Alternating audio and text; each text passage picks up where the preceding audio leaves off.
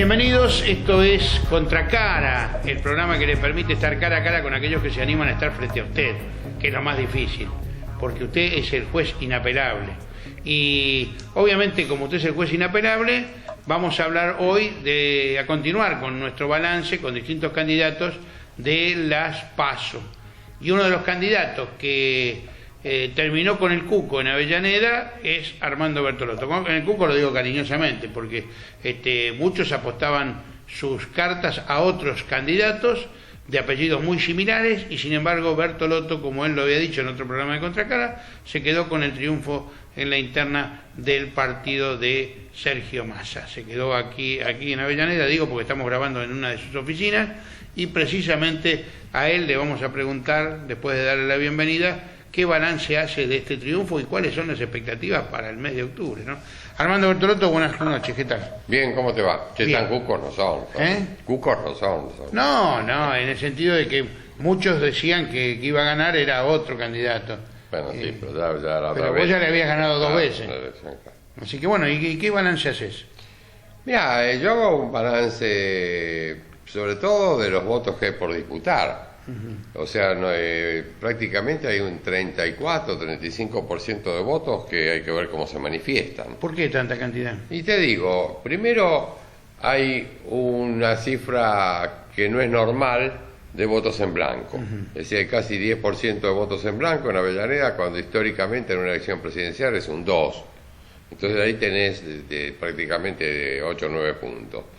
Después tenés el ausentismo histórico que por fue el temporal, que fue un 10%, sí. Que también aproximadamente vota el 80% y votó el 70%.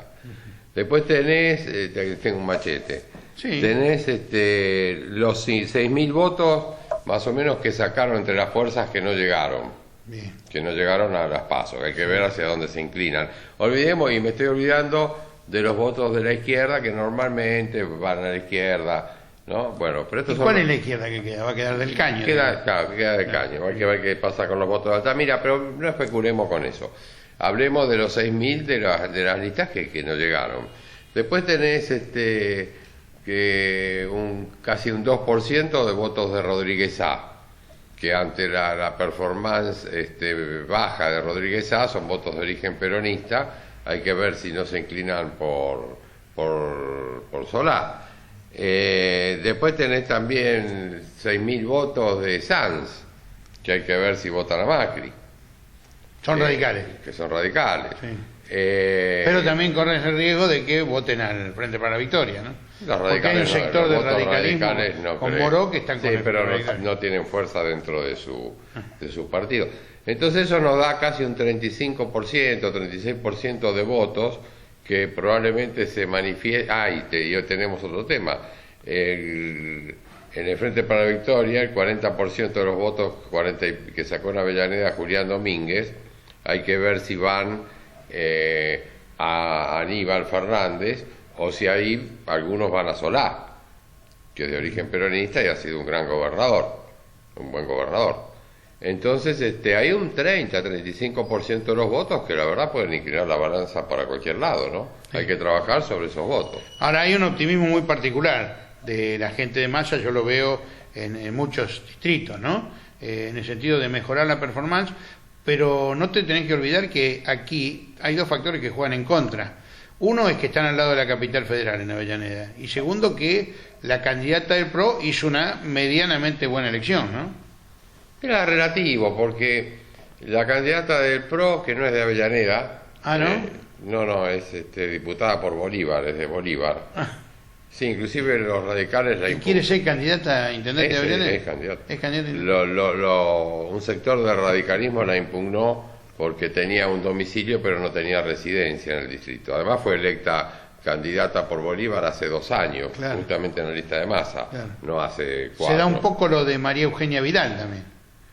Sí, no sé. Ella vive en Morón, claro, pero fue electa en la capital hace 2 años. Bueno, pero en este caso tampoco vive en Avellaneda, claro, ni vive ni vivió. Claro. Eso vamos a ver cuando la gente empiece a conocer eso. Además, la diferencia entre la sumatoria de nuestras listas y la candidata y la lista del PRO es de 5 puntos, 5 puntos y medio.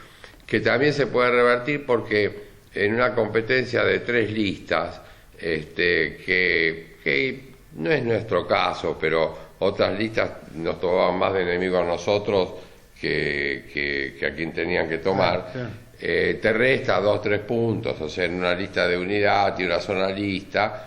Después nos han tapado boletas y demás, y después el sistema electoral que no va más. O sea, esto realmente no va más, fue un desastre el escrutinio, son 16 boletas que había de 1 metro de largo. Ahora va a haber menos. Ahora es más sencillo, van a quedar 6. Claro. Entonces más fácil la fiscalización y demás. Así que no está tan lejos. ¿Y cómo funcionó el corte de boleta, Armando, acá en Avellaneda? No, el corte de boleta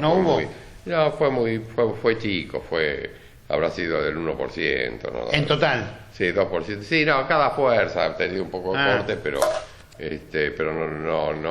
no es sustantivo. Y si no, bueno, la candidata de PRO hubiera tenido muchos cortes por el hecho de no ser de Avellaneda. Lo que pasa que, es lo que yo digo siempre, en este primer conurbano, a veces las noticias tardan en llegar a la gente, porque la población en general está acostumbrada a mirar los programas de televisión nacionales, escuchar las radios nacionales y bueno, demás. ahora lo estás diciendo en un programa local. Sí, pero claro, pero gracias a estos medios locales uno puede ir transmitiendo algo, pero en los medios nacionales salís solamente cuando tenés una desgracia, lamentablemente, ¿no? Claro. Armando, y por ejemplo, el doctor Musi dijo el otro día que en Berazategui la segunda fuerza fue la de Massa, destronando al PRO, que venía con una seguidilla de triunfos en muchos lados. Y en cambio en Berazategui fue la segunda fuerza. ¿Ustedes tienen idea de que pueden llegar acá a ser no solo la segunda, sino la primera fuerza? Y bueno, te estoy diciendo que tenemos un 30 y pico, 35% de votos, que hay que ver cómo se definen. Yo no creo, por ejemplo, que el ausentismo en una presidencial ya más definida y más peleada y demás, va a ser el histórico presentismo del 80%, correcto, 81%, que el temporal influyó mucho. Sí, por supuesto. Por otro lado, también el voto en blanco, que es un voto no definido ante las definiciones que van a ir tomando los candidatos, tendría que tender a bajar. Nunca hubo un 8 o 9% de votos en blanco, siempre el promedio es el 2% más o menos. Bueno, ¿vos te reuniste con Alessi y con Alicia ya, no? No. Pero se van a reunir, supongo, van a tratar de juntar todos juntos. Sí, yo he tenido conversaciones con Sandra Alice y con Alessi no, particularmente me llamó Leiva, que es el primer candidato a concejal, y yo les dije que yo no tenía, por supuesto, ningún problema en reunirnos, pero que esperemos el escrutinio definitivo por respeto también a quienes integraron nuestra lista. Nuestra lista la integra la Coalición Cívica, el EPI, gremios, el secretario general de la Secretaría de Avellaneda Lanús. Entonces vamos a ver... Jerez. Entonces vamos a ver cómo es el de camioneros. Vamos a ver cómo es el escrutinio definitivo, y además yo le debo respeto también. Yo no me puedo juntar, digamos, en un comando tripartito, por decir algo, con Sandra y con José Alessi, porque le debo respeto también a quienes integraron mi lista. Entonces, cuando hagamos una reunión, será una reunión entre los distintos partidos políticos que conformamos la fuerza, y también, bueno, el movimiento obrero que ha cooperado, que también ha jugado en alguna otra lista, en algún otro sector. Por ejemplo, Vincheros apoyó a la lista de José Alessi. O sea, tiene que ser una reunión de todas las fuerzas para congeniar un trabajo en común. Ahora, como está la situación, ustedes tendrían yo quiero aclarar una cosa. Sí, a ver. Hay una famosa frase en el justicialismo: el que gana conduce, el que pierde acompaña. Eso. Yo no me considero ningún Perón como para conducir a nadie. Yo simplemente lo que quiero es que tengamos un discurso mancomunado, un discurso en común, y que salgamos todos a defender la verdadera propuesta, que es que gane Sergio Massa y que Solá haga una muy buena elección y que pueda ser gobernador. Por eso. Escuchame una cosa, Armando. Como se dieron los guarismos, ¿habría integración en la lista definitiva? ¿Habría que incorporar a candidatos de otros sectores? Mira, los guarismos son parejos. Hay que ver cómo se considera el voto en blanco. que eso es una decisión de la Junta Electoral nuestra, digamos, ¿no? En lo que propuso la Junta Electoral del Frente Renovador, es superado el 30%, que sería una minoría, se aplica el sistema DONT. Pero ahí puede haber variaciones si el voto en blanco se considera un voto electo y válido, pues entonces bajarían los porcentajes. Yo personalmente considero que el voto en blanco, pues una cuestión personal, ¿no? Es un voto electo y válido, y me remito, por ejemplo, a la historia. La deslegitimización del gobierno de Ilía fue producto de que Ilía fue electo con el 22% de los votos y hubo un 50% de votos en blanco. Entonces eso le produjo una debilidad estructural que a los 3 años lo estaban sacando de la Casa Rosada. Pongamos un ejemplo superior, fantasioso. Supongamos que en una elección hay 97% de votos en blanco, 2% para un presidente y 1% para otro. Está bien, va a ser electo, pero no tiene legitimidad. Entonces, el voto en blanco para mí es una expresión, es un voto electo y válido, no es un voto nulo, ya que la persona expresa una voluntad de voto. ¿Cuál es la voluntad de voto? No me gusta ninguno. Bien. Armando, otra cuestión, porque Massa ha dicho en reiteradas ocasiones que en este momento no está dispuesto a ningún entendimiento con Macri ni nada, hasta que no se sepan los resultados de la primera vuelta. Pero uno se plantea también, porque también lo dijo Massa, le piden a Massa definiciones, y Massa dijo: yo quiero saber si el macrismo me va a apoyar a mí si yo salgo segundo. Claro, me parece correcto. A ver, Massa tuvo un crecimiento muy grande, la verdad. Lo daban y nos daban por muertos hace apenas un mes y pico. Hablaban de una polarización que realmente no existió. Ahora, en cualquier debate que ves en televisión y demás, ves tres fotos y ves 3 presidenciables, que son Massa, Macri y Scioli. Hay que ver también cómo juega electoralmente todo esto de las inundaciones, el efecto Scioli. Hay una serie de factores que habrá que ir analizando, ¿no? Pero yo creo que Massa, de los candidatos, es el que más está tirando propuestas serias y es el que más está creciendo. Nosotros tenemos una encuesta que, si la elección sería hoy, por ejemplo, tendría menos votos Scioli y estaríamos nosotros prácticamente par con el PRO. En la Avellaneda hablo. ¿Vos creés que puede darse esa denuncia de Solá de que le robaron tantos votos? Mira, el tema es que los votos no están, es verdad. A ver, esto no es una cuestión de robo de votos, es una cuestión, vos tenés presidentes de mesa absolutamente normal, en general, ¿no? Sí, sí. Bastante inexpertos.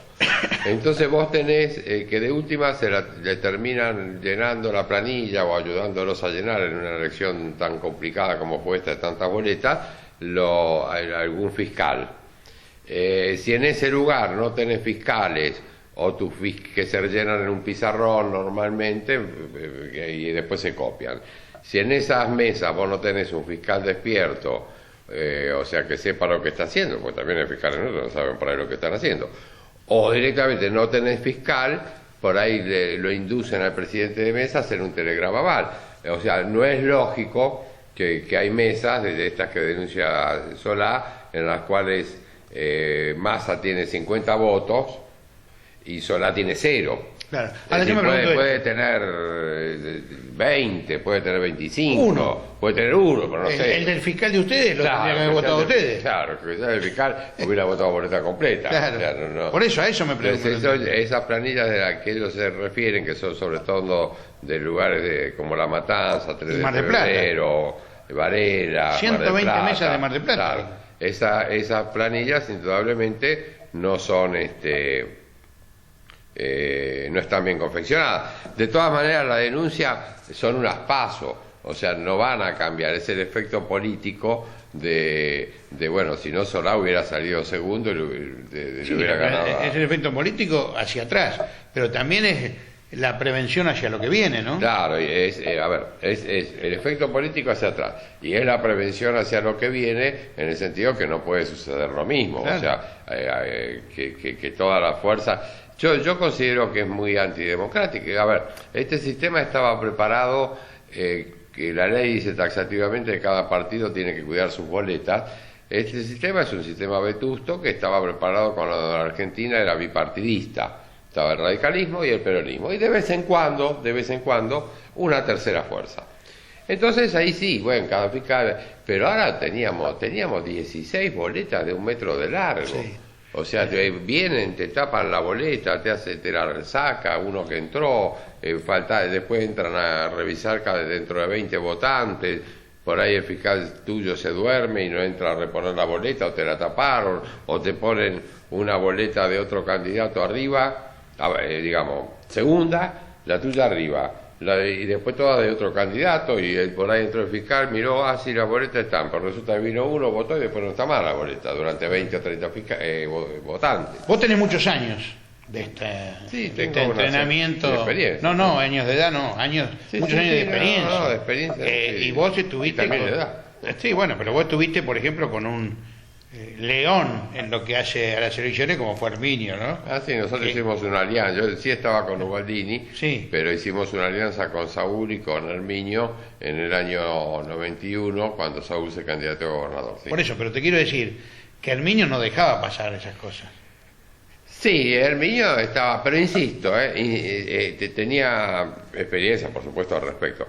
Pero insisto, era otro movimiento político, eran dos partidos, sí, dos fuerzas bipartidarias, radicalismo y peronismo, de vez en cuando una tercera, entonces era más fácil el control. No, pero yo recuerdo las internas del peronismo, que en ese momento eran solo del peronismo. Bueno, pero esas internas... Se peleaban mucho. Bueno, pero esas internas también se prestaban al Yo pienso que en sí no está mal el espíritu de las PASO. No, yo no digo que esas internas se prestaban a que tenía el aparato de turno, la ganaba de prepo, se llevaba las urnas a la casa y ahí las cambiaba. Entonces hubo mucha denuncia al respecto.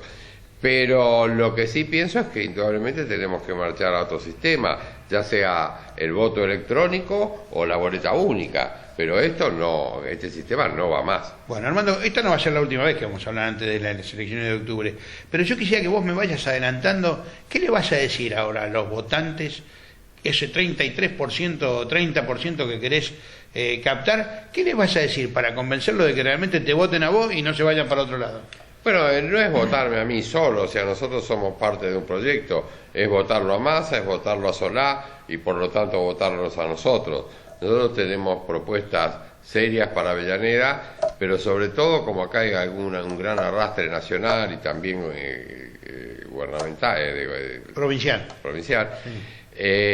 Hay propuestas concretas que está haciendo Massa referente al tema del narcotráfico, referente a las penas de narcotráfico, referente a que las penas se cumplan realmente y que no al tipo le dan 10 años y a los 2 años sale, referente a que los presos en la cárcel tienen que trabajar, hacer algo, porque si no la cárcel lo único que es salen más expertos en robar de lo que entraron. De la desfederalización del tema droga. Hay una propuesta para mí muy interesante que es cambiar la ley, pero sacar a las Fuerzas Armadas ociosas de los lugares donde que están haciendo salto de rana por hacer y encima no le dan bien de comer, según lo que hemos leído, y llevarlas a las fronteras y a combatir la lucha contra el narcotráfico, que es nuestro enemigo hoy. Hoy no tenemos una hipótesis de conflicto con Chile o con Brasil o con ningún país limítrofe. Lo que tenemos concretamente es un enemigo a combatir, que es el narcotráfico, que nos está carcomiendo por dentro. Sin embargo, vos fíjate qué ironía, ¿no? Cuando vino Chávez al país, el gobierno puso una ley de derribo.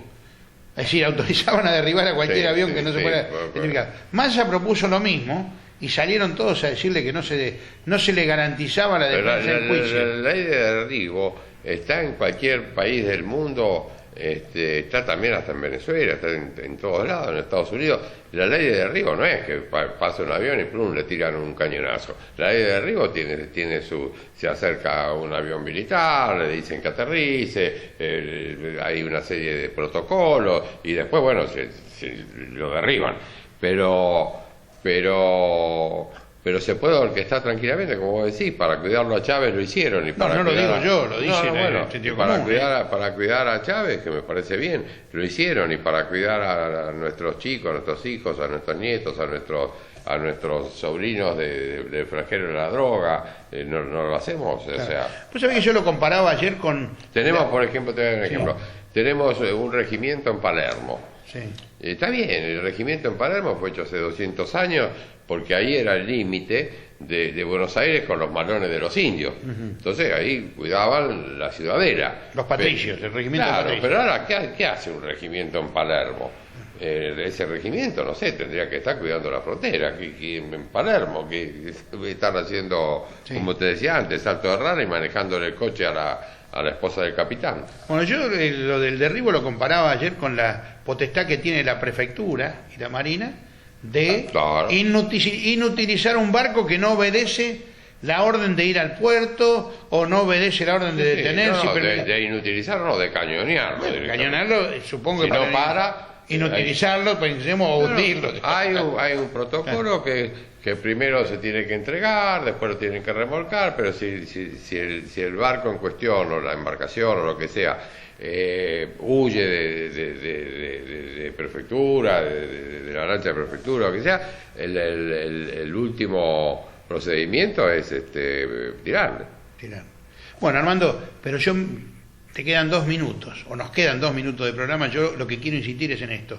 ¿Qué le vas a decir al vecino de Avellaneda? Porque fíjate que a lo mejor hay gente que está decidida a votar a otro candidato, pero quiere votar un candidato en Avellaneda que le proponga la solución a los temas que le interesan. ¿Vos qué le dirías? Bueno, nosotros como primera medida consideramos que el PRO no está capacitado para manejar la seguridad en la provincia de Buenos Aires, ya que no la puede manejar en su propia ciudad, una ciudad de apenas 200 kilómetros cuadrados, que tiene la red de prostitución callejera más grande que hay en el país, venta de drogas, cocina de drogas, inseguridad, y eso que tienen la Policía Metropolitana, la Federal, Prefectura, Gendarmería, tienen el 75% de sus ingresos rodeados por agua, y solamente el 25%, que es la General Paz, que encima es un ingreso limitado porque son puentes y demás, no como acá, que en el conurbano son todas callejuelas que se interconectan y son muy difíciles de controlar.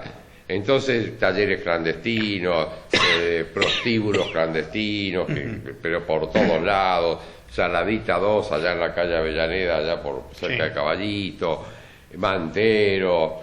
No veo a esta gente capacitada para gobernar. Yo veo, por ejemplo, en el caso de la provincia de Buenos Aires, en Solá, un candidato con experiencia, un candidato que no olvidemos que en el 2001 hubo 2 personas que se fueron, una se fue en helicóptero, que fue presidente de la Nación, y la otra fue el entonces gobernador Rucauf, que se fue en coche de la Quinta de Villa Gesell y lo dejaron solo.